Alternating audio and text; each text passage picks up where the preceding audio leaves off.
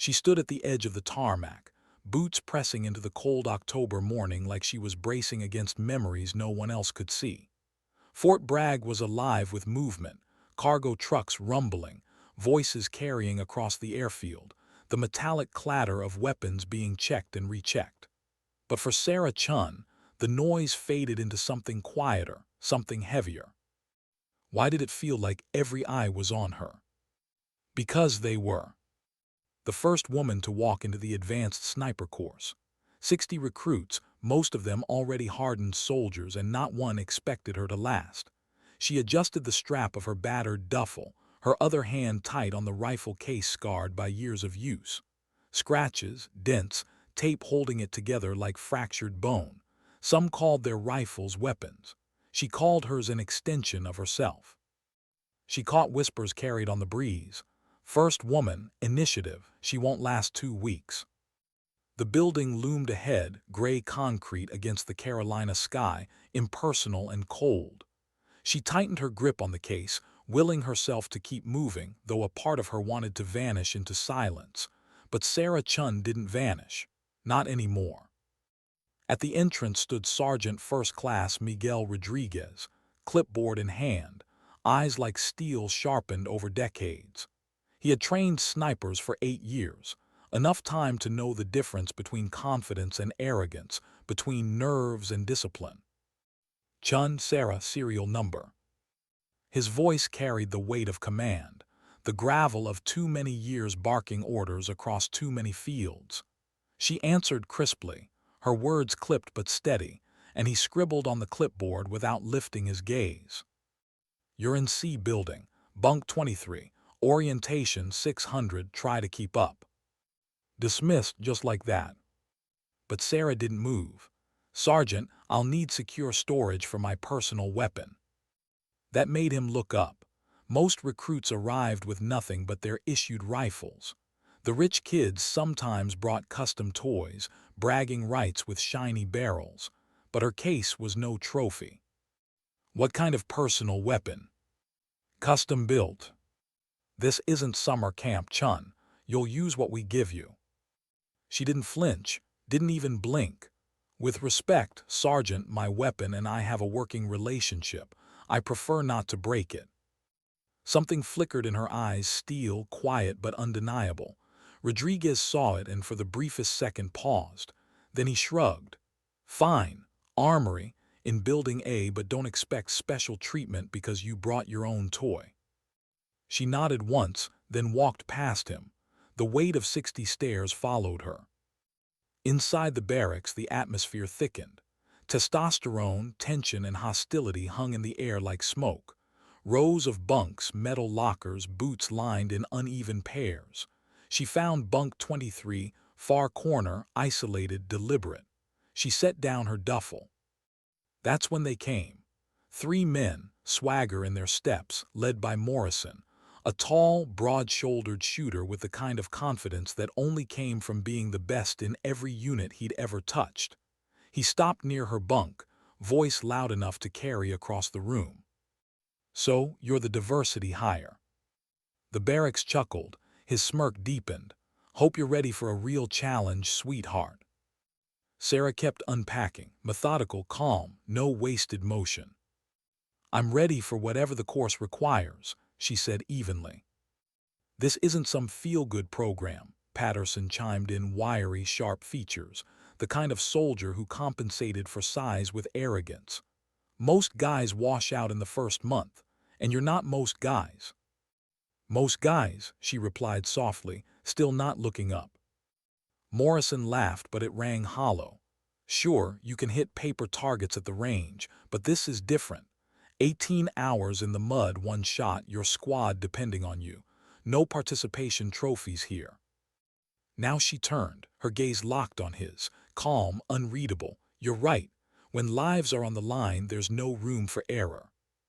Something in her tone cut through the bravado. It wasn't bluster. It wasn't pride. It was something flatter, colder, like she'd already been there. Morrison opened his mouth to retort, but the moment passed. He backed off with a shake of his head, muttering about the washout rate. She returned to her duffel. Standard gear, boots, uniforms, equipment, all well kept but worn. Then she opened her rifle case. The room quieted. It wasn't sleek. It wasn't polished. It wasn't new.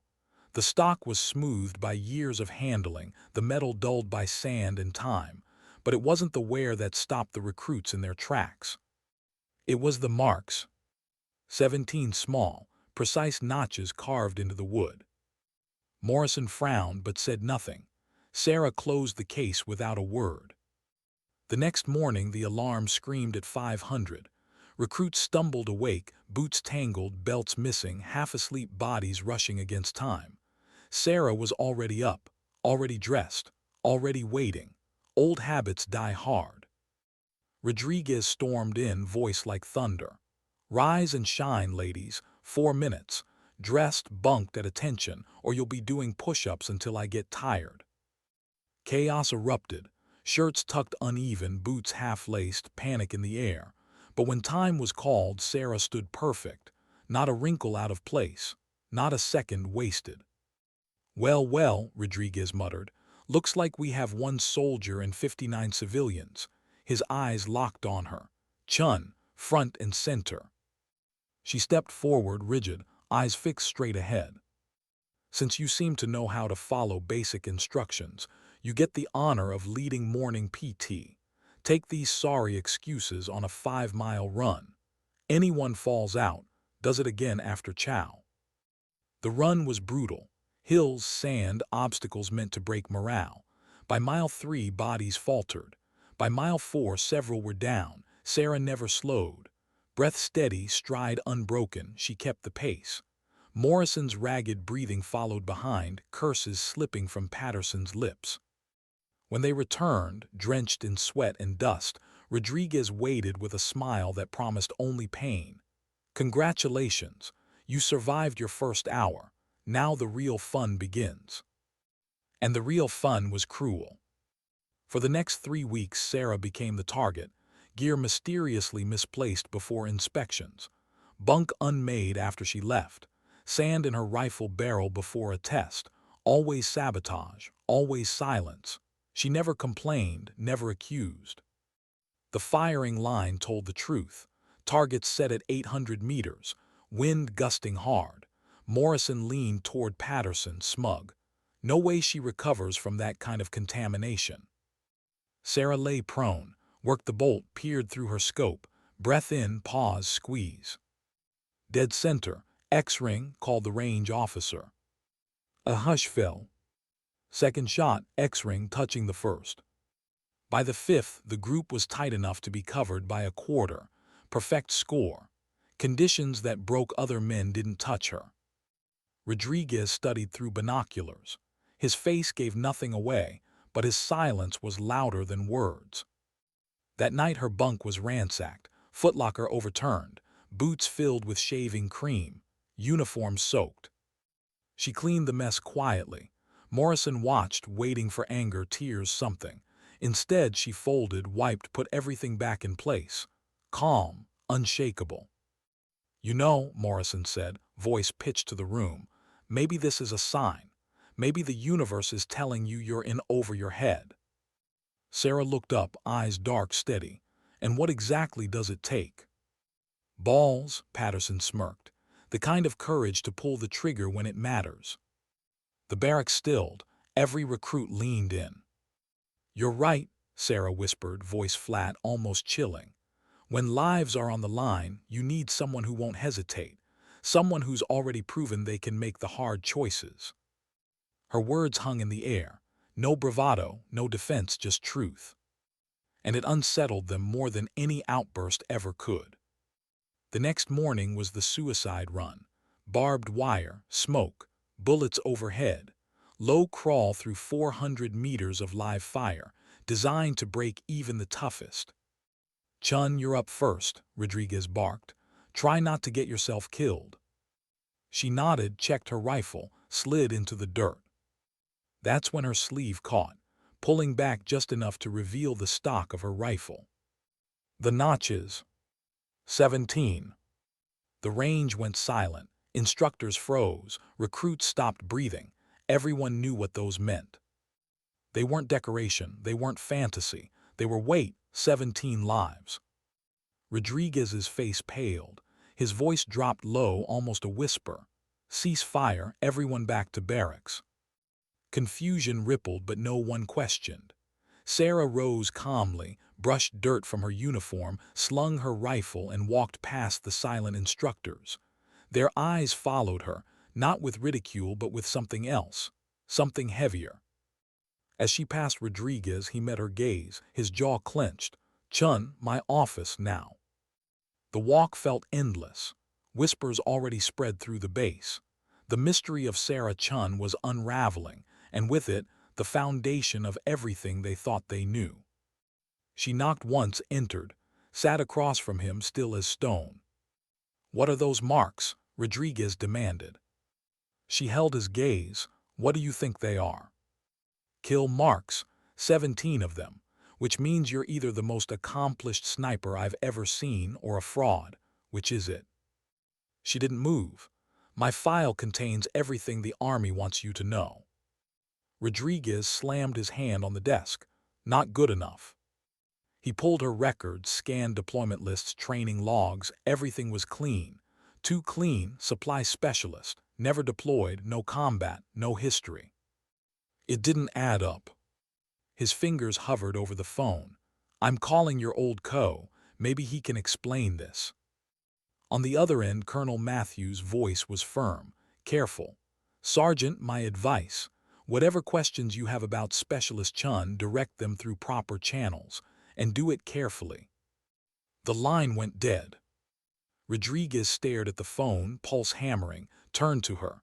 "What the hell is going on?" She rose slowly, deliberate, calm. "Call the Pentagon. Ask Special Operations personnel. Tell them you believe my file has classified elements." His eyes narrowed. "Why would I do that?" Her voice was steady. "Because if you don't, you'll spend the next 3 months training someone you don't understand, and that's not fair to either of us." Silence. Then he reached for the secure line. Rodriguez's hand trembled slightly as he lifted the secure phone. He wasn't the kind of man who shook. 8 years running sniper school had hardened him to nearly everything, but something about the calm woman sitting across from him unsettled him more than all the recruits and all their bravado combined. The call rooted through layers of transfer tones, 3 different operators, then finally. "Special Operations Personnel Office. This is Major Harrison." Rodriguez cleared his throat. "Major, this is Sergeant First Class Miguel Rodriguez at Fort Bragg. I need to verify the service record of a soldier. Name, Sarah Chun. I believe there may be classified elements to her file."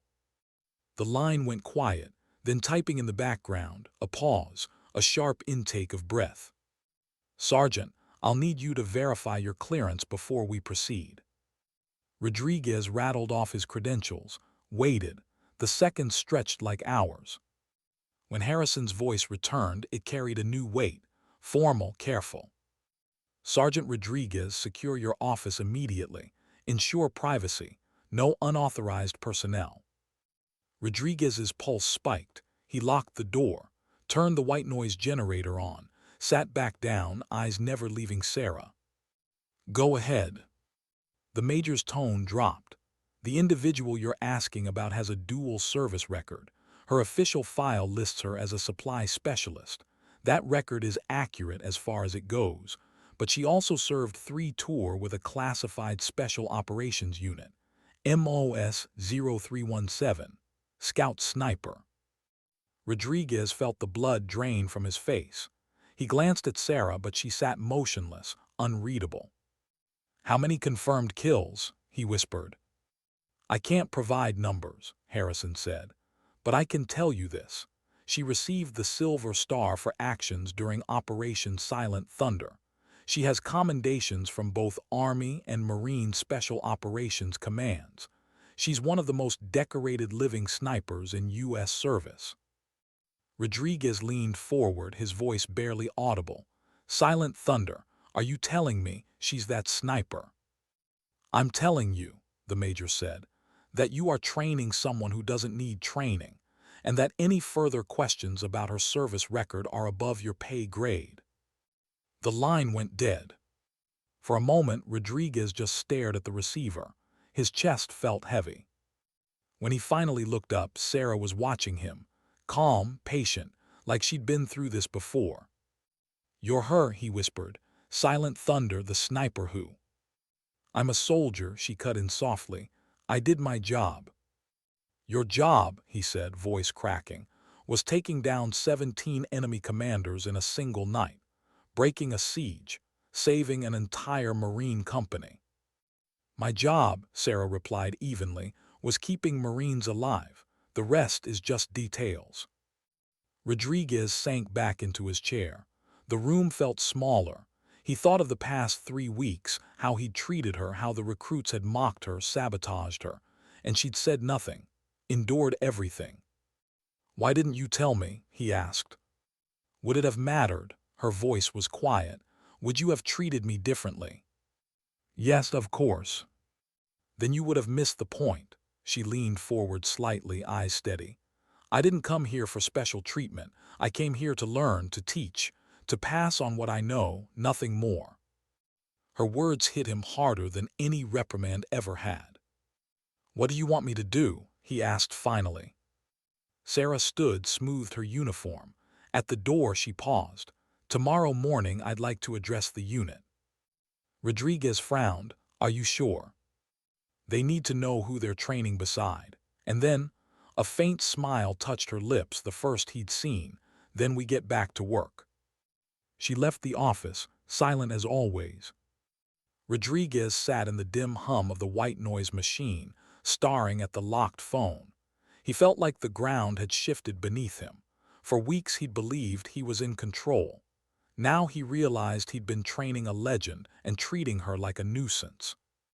By the time the sun rose, word had already spread like wildfire. Inside the barracks, recruits whispered in tight circles. They speculated, traded rumors like contraband. Rodriguez called her in after the range yesterday. "Think she's getting washed out?" "No, something else." He looked different. "Maybe she cheated. Or maybe she cracked." Morrison leaned against his bunk, voice dripping with certainty.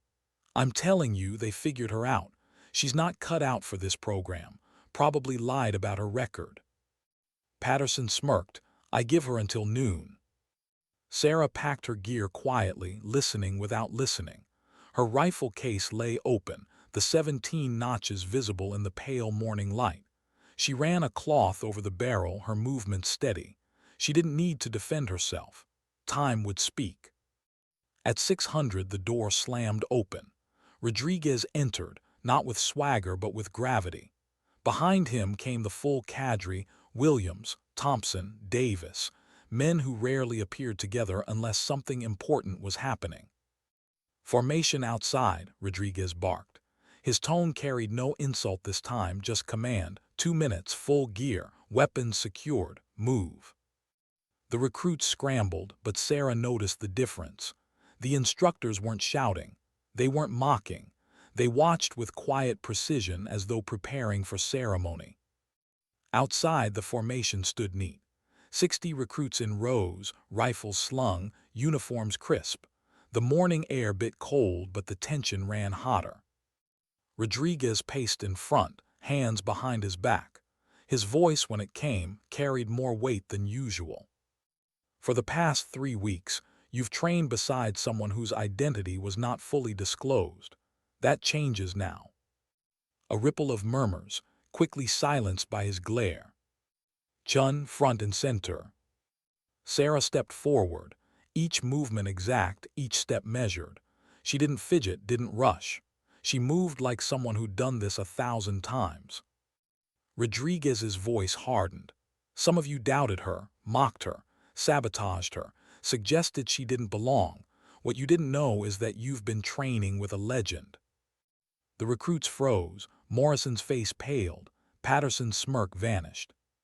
"Chun," Rodriguez said, softer now, "tell them who you are." She turned to face the formation. 60 pairs of eyes, 60 men who had tried to break her. "My name is Sarah Chun," she began, voice calm, carrying across the silent yard. "My public record lists me as a supply specialist. That's true. But for 6 years, I also served as a scout sniper with a classified special operations unit." The air itself seemed to pause. "I've completed 3 combat deployments to Afghanistan," she continued. "I provided overwatch, precision fire, and support for high-value missions. I carried this weapon," she lifted her rifle, the 17 notches catching the light, "into every operation. It never failed me. I never failed those who depended on me." She turned the rifle, let them see. "These marks aren't decoration. They're not fantasy. Each one represents a life taken to protect others. 17 enemy combatants. The longest shot, 1,247 meters. Operation Silent Thunder. A Taliban commander directing mortar fire against a trapped Marine company." The recruits stiffened. Everyone had heard of Silent Thunder, a sniper breaking a siege, a myth, a story. None had expected to stand in front of its reality. "The shortest shot," Sarah said quietly, "was 37 meters. A suicide bomber heading toward a school. Each shot was necessary. Each shot saved lives. Each shot carried weight." She lowered the rifle, cradling it, not as a weapon but as something more. "I didn't come here to prove I could be a sniper. I came here because you deserve to learn from someone who's walked this path. This isn't about targets on a range. It's about bringing your brothers home alive." Rodriguez stepped forward, voice thick. "Recruits, you have been training with Staff Sergeant Sarah Chun, Silver Star, Bronze Star with Valor, Purple Heart, the most accomplished sniper currently serving in the U.S. military, and she has volunteered her time to train you." The formation stayed rigid, but Sarah saw it in their faces: shock, shame, awe. Morrison stared at the ground, red creeping up his neck. Patterson's eyes locked on her rifle with something close to reverence. Rodriguez's voice hardened. "For weeks, some of you disrespected her, sabotaged her, suggested she didn't belong. Let me be clear. Staff Sergeant Chun has forgotten more about precision shooting than most of you will ever learn. She has survived conditions that would break half of you before breakfast, and she has saved more lives than this formation combined." Sarah raised her hand. He stopped. "I don't want your apologies," she said softly. "I don't want your guilt. I want your attention. For the next 13 weeks, I'll teach you everything I know. Lessons written in blood, paid for with lives. You'll learn precision, patience, the responsibility of never missing when it matters, because your ego won't matter, your pride won't matter, only bringing your people home will." Her eyes swept the formation. Morrison met her gaze for a second, then dropped his eyes. "The enemy doesn't care who you are," she finished. "They care about killing Americans. Our job is to stop them before they can." She slung her rifle with practiced ease.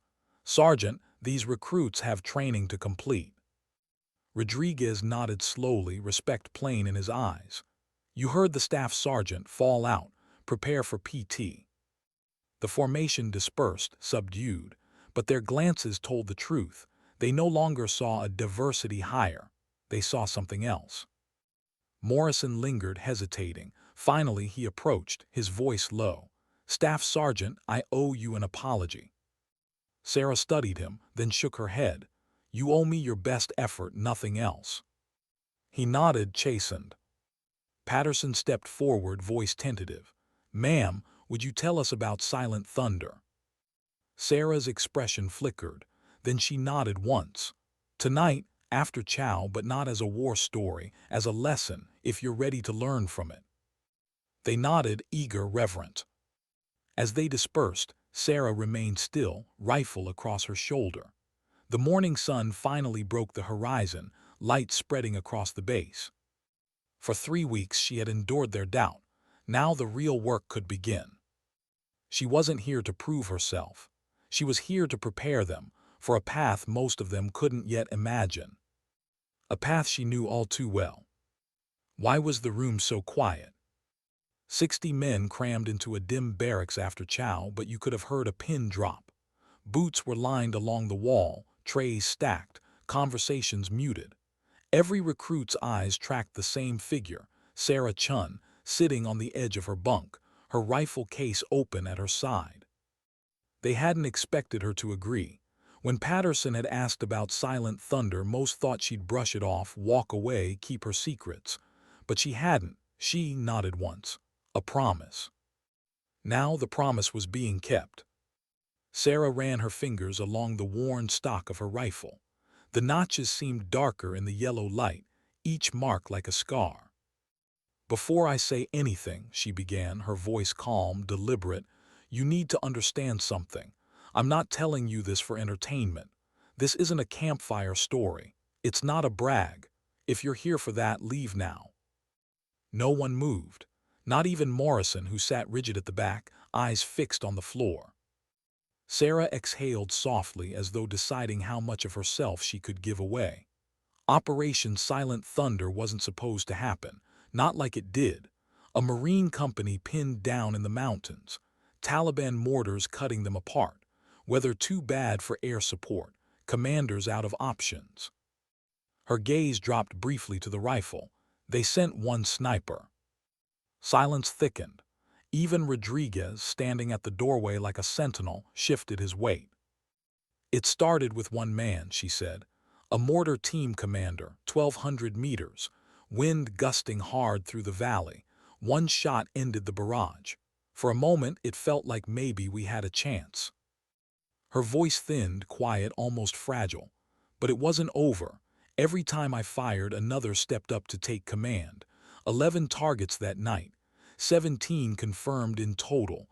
Hours in the dirt. My spotter," she stopped herself, shook her head. "It doesn't matter." The recruits leaned forward unconsciously, caught in her rhythm. By dawn, the company was still alive, barely, and I walked away with more weight than I'd ever carried before. She closed the rifle case slowly, deliberately, like sealing away a piece of herself. "That's the story you've all heard in pieces, turned into legend. But the truth is simpler. I didn't feel like a hero. I felt tired, cold, and I wondered how many more nights like that I could survive before I stopped being me." Her eyes lifted, scanning the room. "So if you want to learn something from Silent Thunder, learn this. Every bullet you fire in combat follows you home. The shot doesn't end when the target drops. It lives in you. And if you don't respect that weight, it will crush you." The room stayed silent. No jokes, no scoffs, only the hum of fluorescent lights. Finally Morrison spoke. His voice, once loud and dripping with arrogance, was quiet now. "Staff Sergeant, how did you know when to pull the trigger?" Sarah studied him long enough for him to squirm. Then she answered, "You don't wait for certainty, you wait for enough.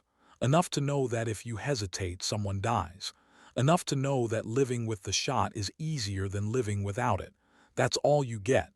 And it's never clean." Morrison nodded once, swallowing hard. His cheeks burned. Sarah stood, motioned to the door. "Tomorrow morning you'll learn something else. Not from a story, from the dirt. Be ready." The recruits dispersed quietly, the usual barracks noise absent. Morrison lingered at his bunk, staring at his boots. Patterson ran a hand over his face, glancing toward Sarah like she'd turned into someone entirely different.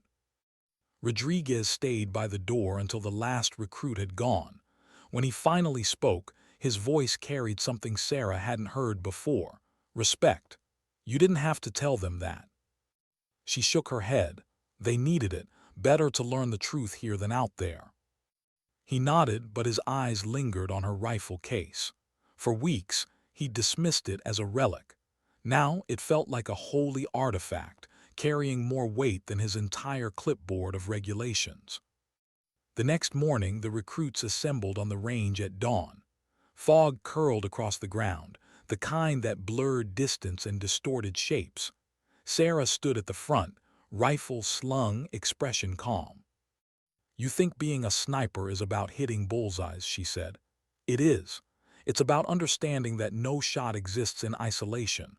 Wind, distance, terrain, time, Breathing, heartbeat, all of it matters, but none of it matters more than patience. She walked the line, her voice steady. The battlefield doesn't care about your ego. The enemy doesn't care about your pride. Your job is to wait, and wait, and wait, until the one shot comes, and when it does, you don't miss. She dropped into the dirt, rifle sliding into position with practiced ease. She became still, her body melting into the earth. Watch. The recruits leaned in. Her finger brushed the trigger. She didn't rush, didn't force it. Breath in, hold, squeeze. Crack. The steel target at 900 meters rang once, a sharp echo. She reloaded smoothly. Crack, crack. Each shot found the mark perfectly grouped. Rodriguez raised his binoculars, his lips tightened. Half an inch group at this distance, damn. Sarah sat up, brushing dirt from her sleeve. Now it's your turn, prone. Targets at 700, don't think about speed, think about stillness. One by one, they dropped into the dirt.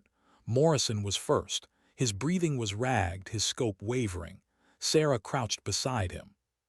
Too much tension, she said. Relax your grip, let the rifle breathe with you. He adjusted, swallowed, fired. The shot missed wide. Again, she said softly. Don't chase it, wait for it. Second shot, closer. Third, a hit, not perfect but enough. Morrison exhaled sharply, relief plain. Sarah nodded once. Better, but better isn't enough. Lives depend on perfect. She moved down the line, correcting stances, adjusting elbows, whispering advice. Each word carried weight. Not theory, not textbooks, experience. By noon, sweat and frustration coated the recruits, but the improvement was real. Shots tighter, breathing steadier. When Rodriguez called the session, the recruits staggered to their feet, exhausted. Sarah remained calm, her uniform barely wrinkled. She watched them file out, her expression unreadable. That night the barracks were different. The mocking whispers were gone. In their place questions. Quiet, tentative, but genuine. How far do you think she's shot? Did you see her grouping? She's something else. Morrison sat at his bunk, head lowered. He no longer held court, he listened. For once he listened. Patterson scribbled notes in a small pad, details of breathing techniques she'd mentioned. Even the quietest recruits, the ones who hadn't spoken much since arrival, seemed to draw closer, orbiting around her presence. Sarah noticed, she said nothing. She only cleaned her rifle, steady as ever. Rodriguez passed by her bunk on his way out. You've got their attention now. She paused, looked up at him. Attention is easy, respect takes longer. He gave a small nod, almost a smile. And you're willing to wait. Her eyes darkened, but her voice was steady.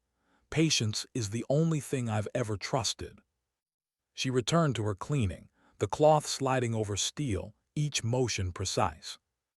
And in that quiet room, 60 soldiers slowly began to understand.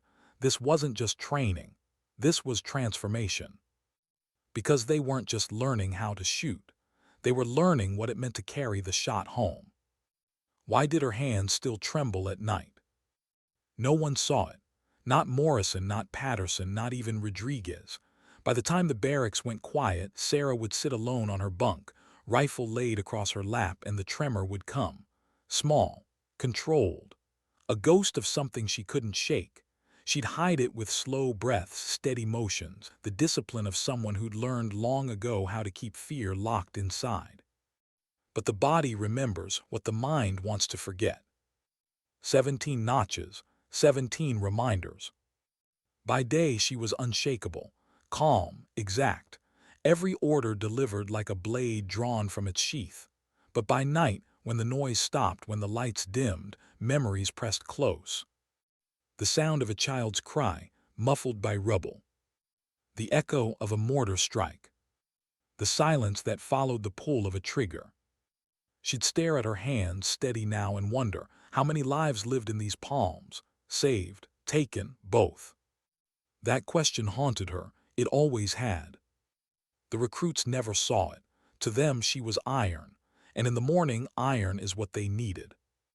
On the 5th week of training, Rodriguez set up one of the most punishing exercises in the course, the endurance stalk. Recruits were given a sector of dense woodland and told to close in on an instructor target without being detected. Hours of crawling, holding positions, fighting against insects, mud, exhaustion. It was a crucible designed to separate the patient from the reckless.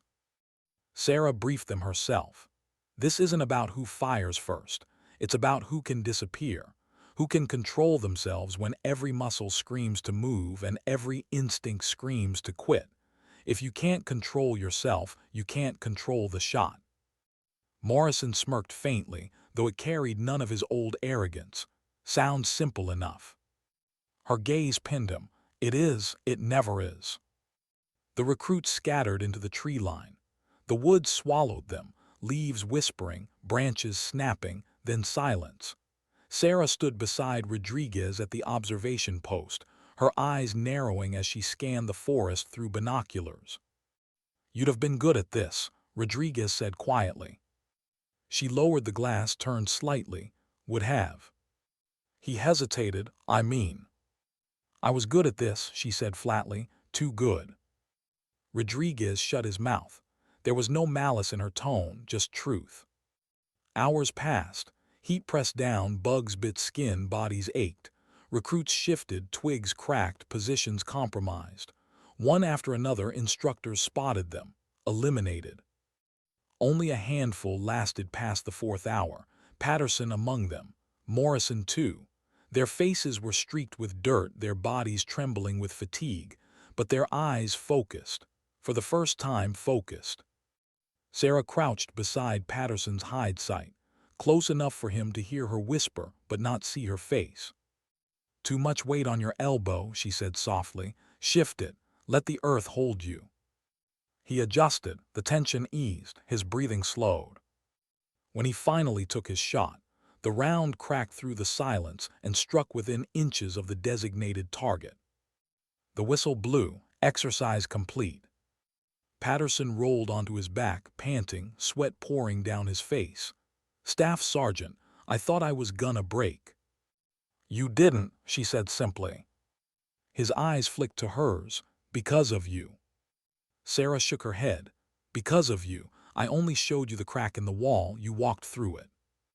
Later, back at the barracks, the recruits dragged themselves inside like men twice their age. They collapsed on bunks, groaning, limbs heavy. But the atmosphere had shifted. They weren't just surviving training anymore. They were beginning to believe in themselves. And Sarah knew belief was dangerous. That night, Patterson approached her bunk hesitantly. "Staff Sergeant, can I ask you something?" She looked up from her rifle. "Ask." "What's it like after, when you take the shot?" Her jaw tightened. She set the rifle aside. "It's never the same twice. Sometimes it's relief. Sometimes it's sickness. Sometimes it's nothing at all, and that's the worst, because nothing has a way of catching up with you." Patterson swallowed. "Does it ever go away?" "No," she said softly, "but you learn to carry it. And if you carry it right, it makes you careful. If you carry it wrong, it breaks you." He nodded slowly, the weight of her words pressing down harder than any rucksack. "Thank you, ma'am." After he walked away, Sarah sat alone again. The tremor started in her hands. She pressed them against her knees, forced them still. "Carry it right," she whispered to herself. The weeks bled together, recruits hardened. Arrogance stripped away, replaced by something quieter. Determination, respect, not just for Sarah, but for the craft itself. Rodriguez noticed. One evening, as Sarah stood alone at the edge of the range, he joined her. "They're changing," he said. "They're learning," she corrected. He glanced at her. "And you still think you needed to be here?" Sarah's eyes tracked the targets silhouetted against the dusk. "I needed to remember why it mattered, why any of it matters." Rodriguez's voice dropped. "And did you?" She didn't answer, not right away. The silence stretched until the cicadas filled it. Finally, she said, "Ask me in 9 weeks." The next day brought the breaking point. The suicide run. a live-fire gauntlet of barbed wire, smoke, and snapping rounds overhead. It was brutal, dangerous, and deliberately designed to strip away fear. Morrison faltered halfway through, his uniform snagged, panic flashing in his eyes. Bullets cracked overhead. Smoke stung his lungs, he froze. Sarah was beside him in an instant, belly down in the dirt. Her voice cut through the chaos, steady, sharp. Breathe, now move, don't think about them, think about your next elbow, then your knee. One piece at a time, you stop moving, you die. Do you understand? His eyes locked on hers. For a moment he saw not an instructor but a comrade, a lifeline. He nodded, forced his body forward inch by inch. When they dragged themselves out the other side, Morrison collapsed, chest heaving. He looked up at her, mud streaked across his face. "Staff Sergeant, I thought I was done." Her voice was low, almost kind. "Everyone thinks they're done, until they're not." That night Morrison didn't brag, didn't strut. He sat quietly at his bunk, head lowered. And when Sarah passed, he looked up, not with defiance but with something closer to gratitude. The transformation was slow, painful, real. For the first time, Sarah allowed herself to feel a flicker of hope. But hope was dangerous too, because she knew how quickly it could be shattered. And the past had a way of finding her. Why did the training field suddenly smell like smoke?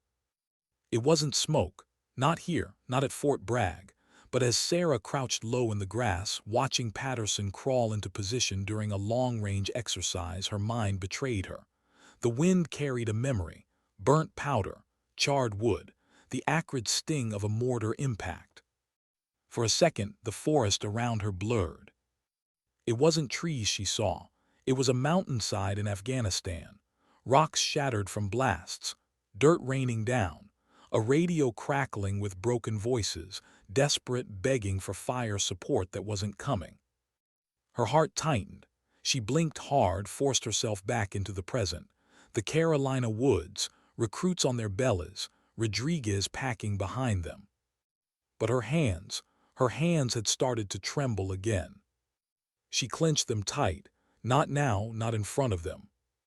"Patterson," she barked, voice sharp, grounding herself in command. "Your cheek weld is too high, you'll miss left, fix it." Patterson adjusted, swallowed, fired. The shot cracked out, striking true. Relief crossed his face. Sarah exhaled slowly. Her tremor faded for now. But the past wasn't gone. It never was. That night she lay awake on her bunk, staring at the ceiling.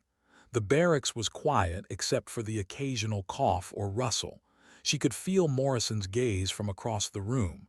He hadn't mocked her in weeks, but he watched, studied, like he was trying to understand who she really was. And maybe that was the problem. Because Sarah wasn't sure she knew anymore. When she finally drifted into sleep, the dream came. It always came. A village, dust choking the air. Her spotter whispering coordinates. The outline of a man on a rooftop, radio pressed to his ear. Mortar fire slamming into a marine position below.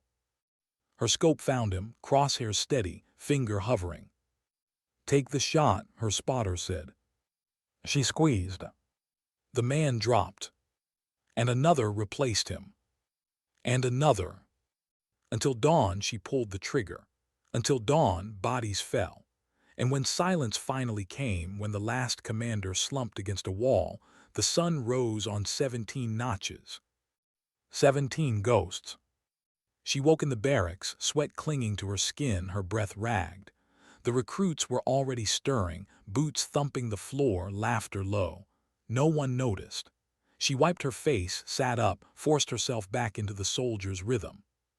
"Carry it right," she whispered.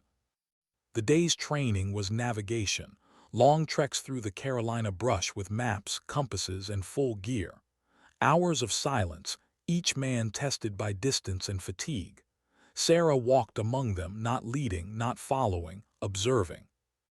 Morrison stumbled on a rocky incline, nearly twisting his ankle. He cursed under his breath. Sarah appeared beside him before Rodriguez could shout.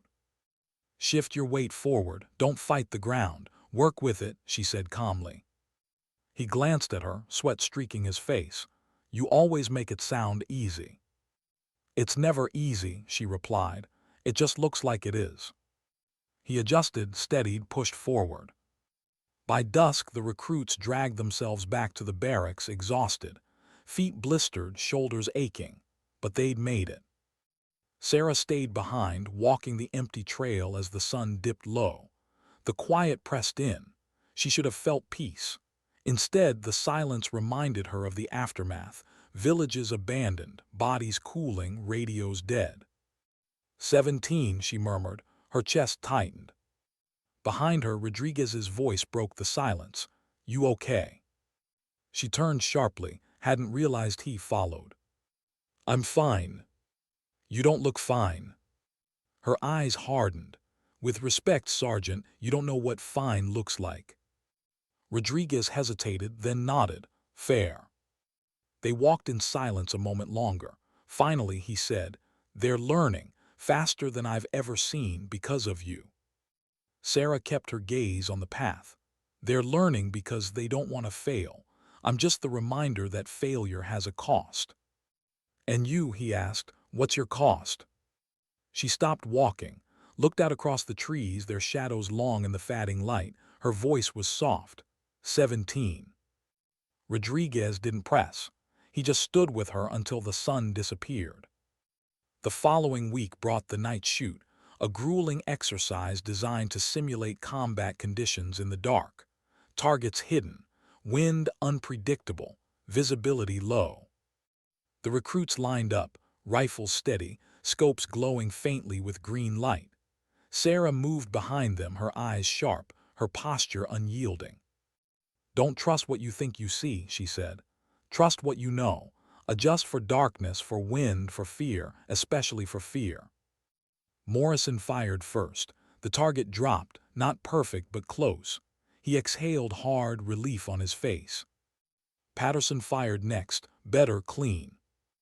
One by one, they took their shots, each man fighting against exhaustion, against doubt, and slowly, painfully, they improved. When it was Sarah's turn, the range went silent. Even Rodriguez held his breath. She dropped prone. The rifle slid into place. Through her scope, the world narrowed, just her, just the target. And for a moment, the darkness around her was North Carolina. It was Afghanistan. The target wasn't steel. It was a man with a radio, shouting orders into the night. Her pulse quickened, her finger hovered. She blinked hard, forced the memory away. "You're here, not there." Breath in, hold, squeeze. Crack. The steel target dropped, dead center. The recruits exhaled as one. Sarah sat up, expression unreadable, but inside she could feel the tremor threatening to return. That night, as the recruits slept, she stayed awake at her bunk. Her rifle lay across her knees, cloth in hand. She cleaned each piece with ritual precision, not because it needed it, but because she needed it. Every motion steady, every motion control. Rodriguez found her there long past midnight. He didn't enter, just lingered at the door. "You ever sleep?" he asked softly. She didn't look up, not enough. "Memories." Her hand stilled. For a moment she didn't answer. Then finally, 17. Rodriguez nodded, his face heavy. He didn't speak again, just left her to the silence. When dawn came, the recruits awoke groggy, stiff. Sarah was already dressed, already waiting. The tremor was gone. Her eyes were steady again. She had carried the weight through another night. And tomorrow she'd carry it again. Why was her finger hesitating on the trigger? The target was clear. Steel plate, 600 meters, daylight cutting through the Carolina sky. Nothing special. Nothing she hadn't done 1,000 times before. But as Sarah lay prone, her eye behind the scope, the barrel steady, something inside her locked. Her breathing faltered, her chest tightened. And suddenly, it wasn't steel in her crosshairs. It was a man, dust swirling around him, a radio pressed to his lips, the faint outline of a mortar tube behind him, his mouth open, shouting orders. Her finger froze. 17. The memory slammed into her like recoil. The range vanished, replaced by the mountainside of silent thunder. The crack of distant explosions echoed in her ears. Marines screaming through broken radios. The endless cycle of fire, reload, fire again. She blinked hard, shook her head, tried to force herself back. It's not real, not now. But it was. Staff Sergeant, Rodriguez's voice cut through, low but urgent. You okay? She swallowed, her body went still, then breath in, hold, squeeze.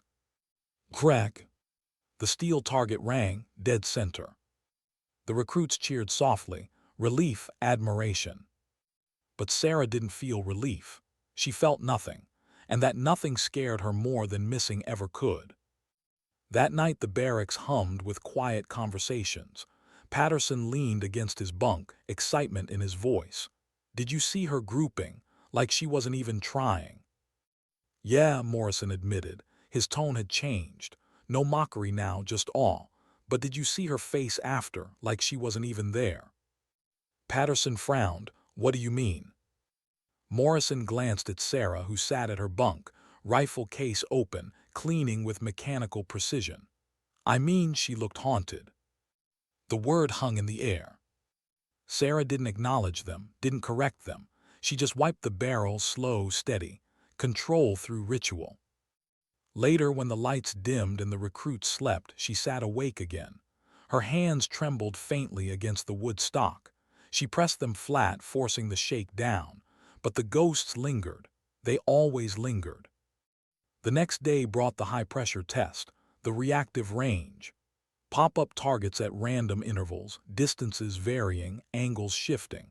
It was chaos by design, forcing recruits to process faster than instinct, to distinguish threat from distraction in seconds. Rodriguez laid out the rules. Engage the hostile targets, ignore civilians. One mistake you fail, simple. The recruits lined up, nerves tight. One by one they stumbled through, missed shots, hesitation, mistaken kills. The stress broke them in predictable ways. Then Sarah stepped forward. Every eye followed her. She moved with measured precision, rifle shouldered, scope snapping between targets. Crack, crack, crack. Each hostile dropped instantly, civilians untouched, no hesitation. Rodriguez timed her, 50 seconds, perfect score. The recruits exhaled, some clapping quietly. But Sarah didn't celebrate. Because when her scope found one particular target, a silhouette holding a radio, her finger had hesitated again. Just for a heartbeat, just long enough for the memory to return. And that hesitation terrified her more than anything else. After the exercise, Rodriguez pulled her aside, his voice low, careful. Talk to me. There's nothing to talk about. Bull, he crossed his arms. You freeze when the radio target pops up. I saw it. They didn't, but I did. Sarah's jaw clenched. It doesn't matter, I hit it. It matters to me. His eyes softened. You're training them. If you're carrying something heavy, they'll feel it, whether you mean them to or not. Her silence stretched. Finally, she whispered, 17. Rodriguez frowned, still. Always. Her voice cracked slightly, the first crack he'd heard. You don't come back from that number. You just learn to live with it. He studied her, saw the faint tremor in her hand before she tucked it behind her back. And if you can't? She met his eyes, steady again. Then I'll break where no one can see me. That night the recruits begged for another story. Patterson asked first, hesitant. Staff Sergeant, Silent Thunder, what was the hardest part? Sarah looked at him, long and hard. Then she spoke. The hardest part wasn't the first shot, or the last. It wasn't the distance, or the weather, or the hours in the dirt.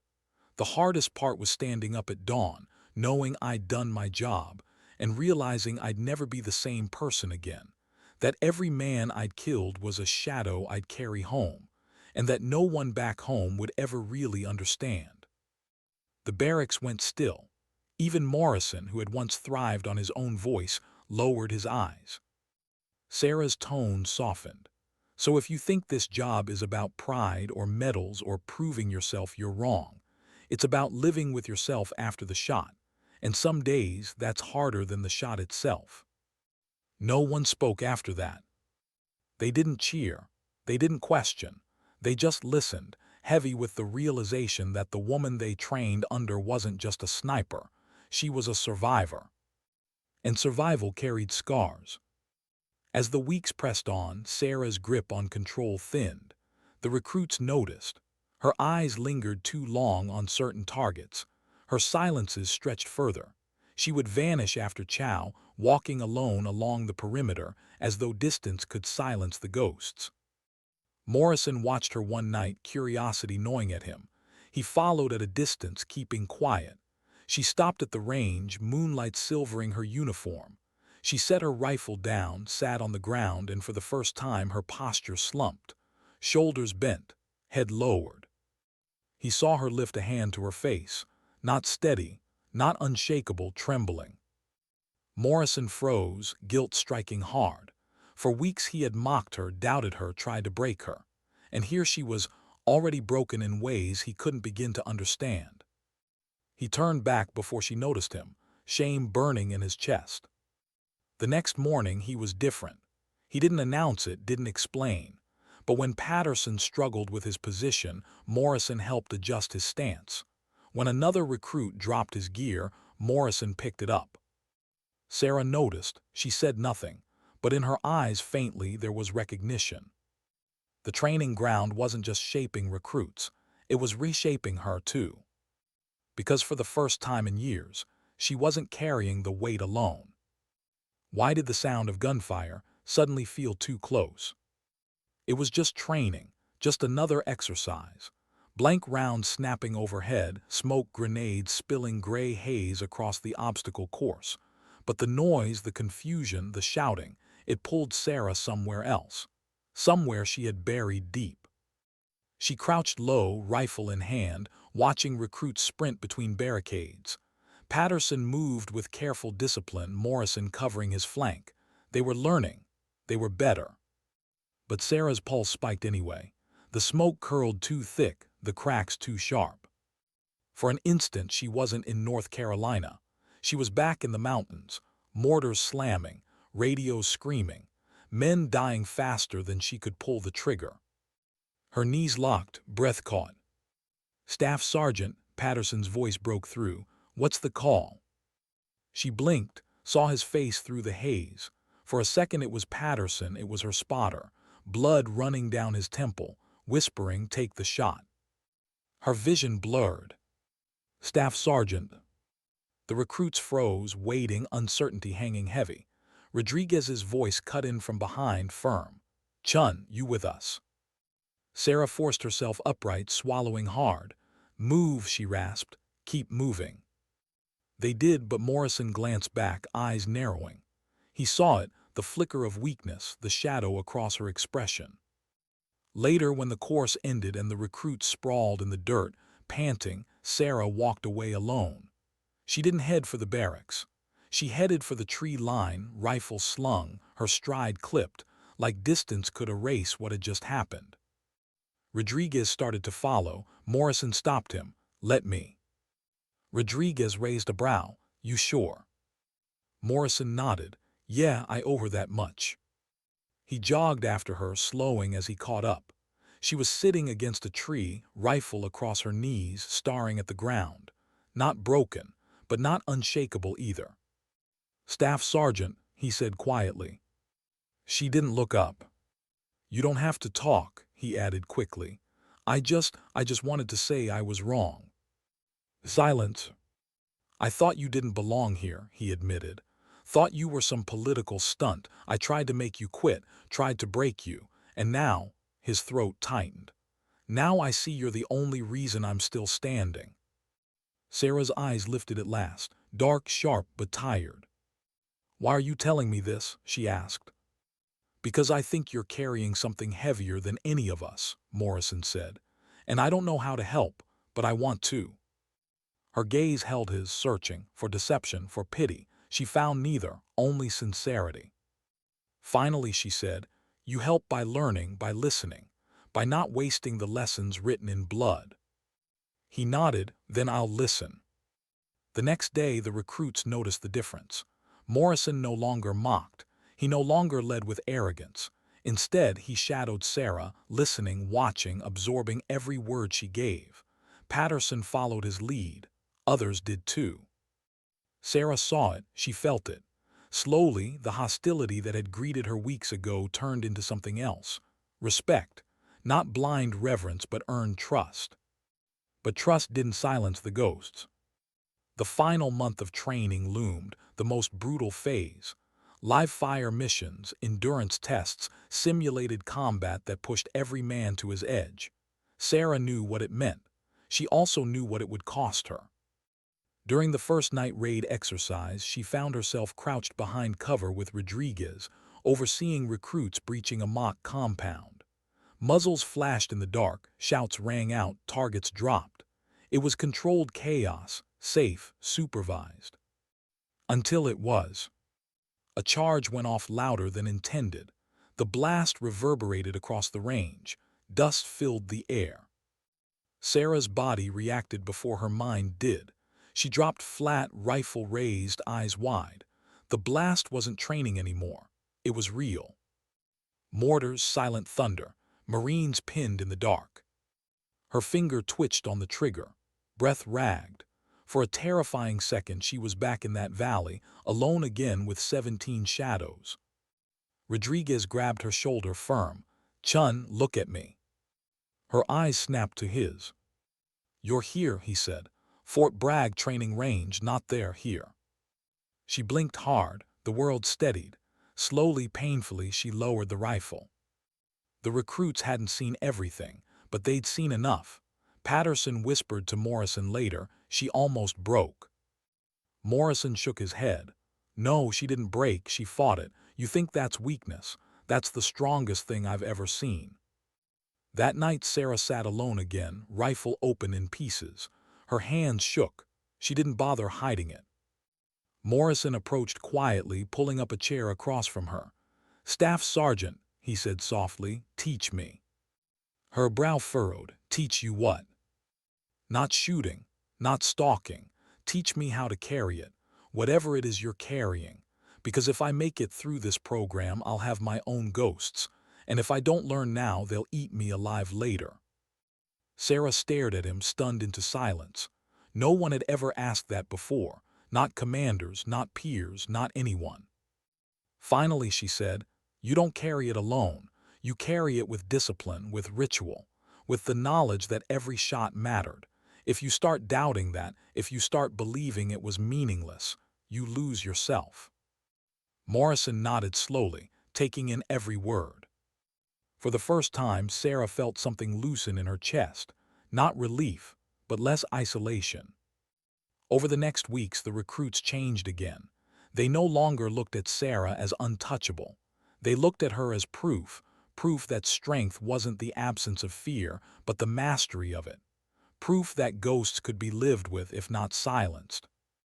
Rodriguez saw it too. One evening he pulled Sarah aside. "You've done more than train them. You've given them something none of us could, perspective." Sarah shook her head. "I've given them my scars."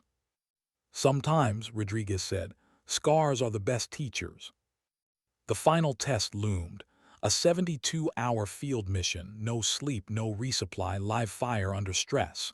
Sarah knew what it meant. For the recruits, it was the end. For her, it was the reckoning. Because if the ghosts followed her there, into the dirt, into the silence, she wasn't sure she could keep them at bay. And she wasn't sure the recruits were ready to see what it looked like when a legend bled. Why did the silence feel heavier than the gunfire? The last test had begun. 72 hours. Minimal food, minimal rest. A simulated mission designed to break the body, scramble the mind, and strip every soldier down to their rawest self.